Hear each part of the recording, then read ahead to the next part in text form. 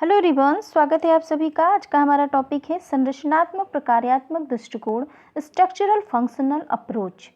संरचनात्मक प्रकार्यात्मक परिप्रेक्ष्य मानव शास्त्री एवं समाजशास्त्रीय अध्ययनों में प्रयोग किया जाने वाला एक प्रमुख परिप्रेक्ष्य माना जाता है। ठीक है, इस दृष्टिकोण इस आधारभूत मान्यता पर आधारित है कि समाज या सामाजिक संरचना का प्रत्येक अंग संपूर्ण समाज या संरचना को बनाए रखने के लिए निश्चित योगदान प्रदान करती है। ठीक है, इस दृष्टिकोण द्वारा हम यह जानने का प्रयास करते हैं कि अमुक इकाई संपूर्ण व्यवस्था या समाज के अस्तित्व को बनाए रखने के लिए क्या योगदान प्रदान करती है। ठीक है, यानी सरल अर्थों में कहें तो हम समाज की संरचना और इसका प्रकार दोनों को एक साथ जोड़ करके जब हम समाज की घटनाओं का अध्ययन करते हैं उसे संरचनात्मक प्रकार्यात्मक दृष्टिकोण कहते हैं। चलिए देखते हैं इसका अर्थ क्या है। संरचनात्मक प्रकार्यात्मक दृष्टिकोण सामाजिक घटनाओं को समाज की संरचना तथा इसके भागों के प्रकार्यात्मक संबंधों की विवेचना करने के लिए समाजशास्त्रियों ने जिस पद्धति को अपनाया उसे संरचनात्मक प्रकार्यात्मक दृष्टिकोण कहते हैं।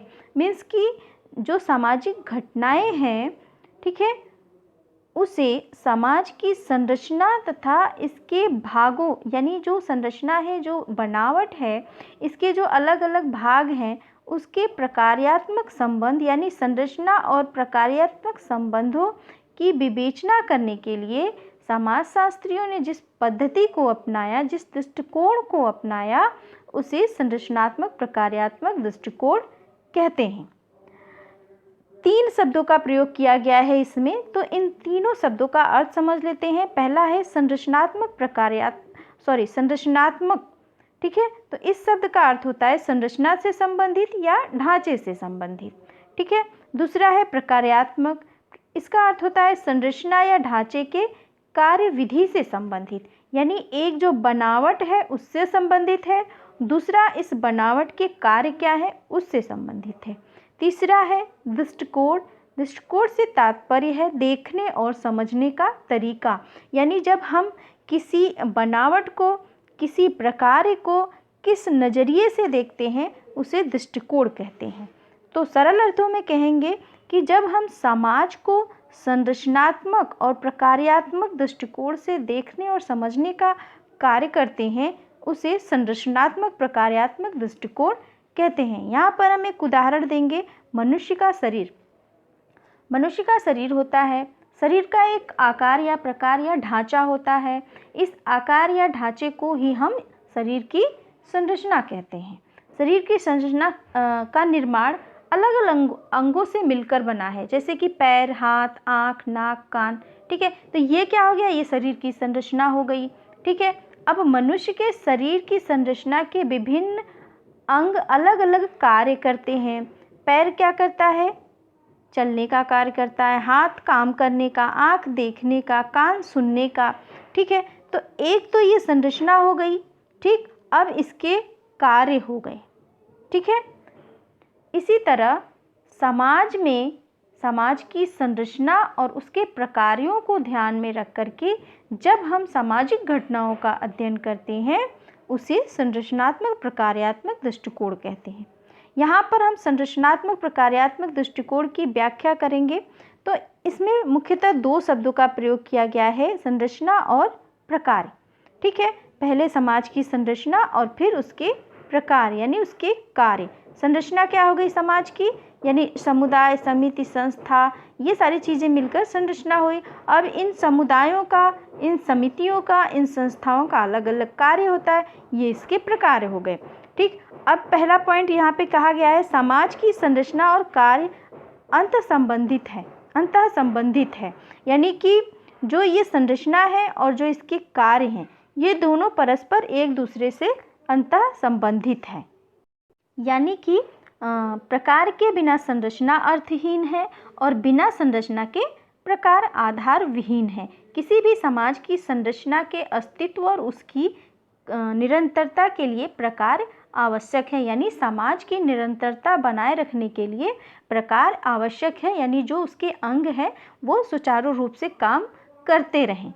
संरचना के अभाव में प्रकार्य संभव ही नहीं है। यानी जब तक किसी चीज़ का स्ट्रक्चर नहीं बनाया जाएगा, जब तक मशीन का निर्माण नहीं किया जाएगा, संरचना नहीं बनाई जाएगी, तब तक हम उससे कोई कार्य ले ही नहीं सकते हैं। इसीलिए उसकी संरचना और उसके कार्य दोनों अंतः संबंधित हैं। दूसरा है संरचना के अभाव में प्रकार्य संभव नहीं है। यहाँ पे मिस प्रिंट है, तो इसे आप ध्यान दीजिए, प्रकार नहीं प्रकार्य होगा। ठीक है, यानी संरचना के अभाव में जो प्रकार्य है वो संभव ही नहीं है। यानी अभी मैंने बताया कि जब तक मशीन की संरचना नहीं होगी तब तक उसका कोई प्रकार्य नहीं होगा। कोई भी कपड़ा बनाने वाली मशीन है, ठीक है, तो सबसे पहले हमें क्या करना है कि उस मशीन का निर्माण यानी उसकी संरचना बनानी है, तभी उससे हम कपड़ा बनाएंगे। यानी कपड़ा बनना उसका प्रकार्य है। तो जब तक मशीन की संरचना नहीं होगी तब तक उससे हम कपड़ा नहीं बना पाएंगे, यानी प्रकार्यात्मक योगदान नहीं ले पाएंगे। तीसरा पॉइंट है संरचना में परिवर्तन होगा तो उसके प्रकारों में भी परिवर्तन हो जाएगा। ठीक है, यानी कि यहाँ पे उदाहरण देंगे हम परिवार। ठीक है, जब परिवार की संरचना बदलेगी तो उसकी प्रकार भी परिवर्तित हो जाएंगे। ठीक उसी प्रकार जब परिवार के प्रकारों में परिवर्तन होगा तो परिवार की संरचना भी परिवर्तित हो जाएगी। यानी कि संरचना में परिवर्तन होगा तो उसके यहाँ पर भी मिसप्रिंट है, प्रकारों नहीं बल्कि प्रकारों में भी परिवर्तन हो जाएगा। यानी कि जॉइंट फैमिली परिवार का उदाहरण दिया मैंने, तो जॉइंट फैमिली है तो उसके प्रकार अलग हो गए। ठीक है, वहाँ पे विशेषताएं अलग हो गई, उसी प्रकार वहाँ पे परिवर्तन अलग होंगे। उसी तरह न्यूक्लियर फैमिली यानी एकांकी परिवार है तो उसके प्रकार अलग हो गए। ठीक है, तो कहने का तात्पर्य है कि जब स्ट्रक्चर बदलेगा तो उसके फंक्शन भी बदल जाएंगे।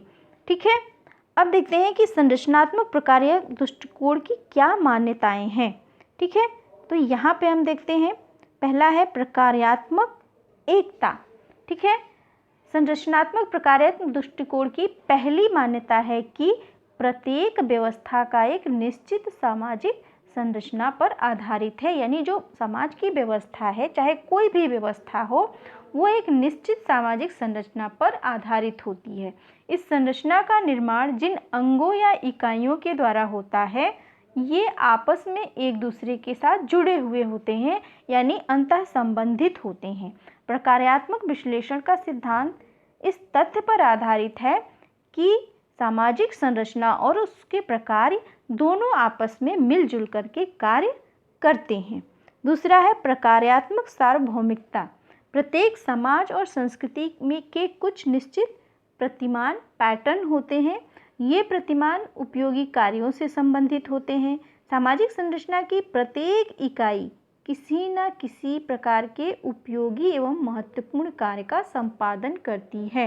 यानी कि समाज की जो संरचना है उसके जो अंग है वो किसी न किसी प्रकार के उपयोगी कार्य करते हैं, इसीलिए वो समाज में हैं, अन्यथा नहीं होंगे। समाज का प्रत्येक प्रतिमान या स्वरूप तभी तक जीवित रह सकता है, यानी तभी तक अस्तित्व में है जब तक उसके अंदर अनुकूलन की क्षमता है। जिस दिन वो समाज के विघटन में योगदान देगा उसी दिन समाज उसे उखाड़ के फेंक देगा। ठीक है, तीसरा है अपरिहार्यता। तीसरी मान्यता है कि सामाजिक संरचना की प्रत्येक इकाई सामाजिक अस्तित्व और निरंतरता के लिए प्रकार्यात्मक दृष्टि से अपरिहार्य और अनिवार्य है। ठीक है, प्रत्येक इकाई निश्चित रूप में किसी न किसी प्रकार का संपादन करती है। मीन्स कि अभी मैंने बताया कि समाज का कोई भी अंग या इकाई निश्चित रूप से अनिवार्य रूप से किसी न किसी प्रकार के प्रकार का संपादन करती है। यदि इकाइयां अपने प्रकार का संपादन नहीं करें तो सामाजिक संरचना में किसी न किसी प्रकार का दोष या गड़बड़ी उत्पन्न हो जाएगी। धर्म, परिवार सामाजिक संरचना की अपरिहार्य इकाइयां हैं, अनिवार्य आवश्यक इकाइयां हैं जो निश्चित कार्यों का संपादन करती हैं। हम सभी को पता है कि धर्म कितना आवश्यक है समाज में, परिवार कितना आवश्यक है। इसी प्रकार जो विभिन्न प्रकार की समितियां हैं, संस्थाएं हैं, वो कितनी ज़रूरी है समाज के लिए, ठीक है, यानी कि अपरिहार्य और आवश्यक है। आगे देखते हैं संरचनात्मक प्रकार्यात्मक दृष्टिकोण के प्रमुख सिद्धांत विद्वान कौन कौन से हैं। तो सबसे पहले यहाँ पे नाम आता है Herbert Spencer, Emile Durkheim, Merton, Parsons, Levi Strauss. ठीक है, ये संरचनात्मक प्रकार्यात्मक दृष्टिकोण के महत्वपूर्ण विद्वान हैं। ठीक है, ये टॉपिक कहाँ से रिलेटेड है ये हम आपको बता दें, यूजीसी नेट का महत्वपूर्ण टॉपिक है। MA first year, MA final और बीए थर्ड ईयर का सबसे महत्वपूर्ण टॉपिक है ये। तो आई होप कि वीडियो आपको समझ में आया होगा। वीडियो अगर आपको समझ में आया है तो चैनल को सब्सक्राइब करिए, लाइक करिए, शेयर करिए, ताकि आपको हमारी न्यू अपलोड मिलती रहे। Thank you.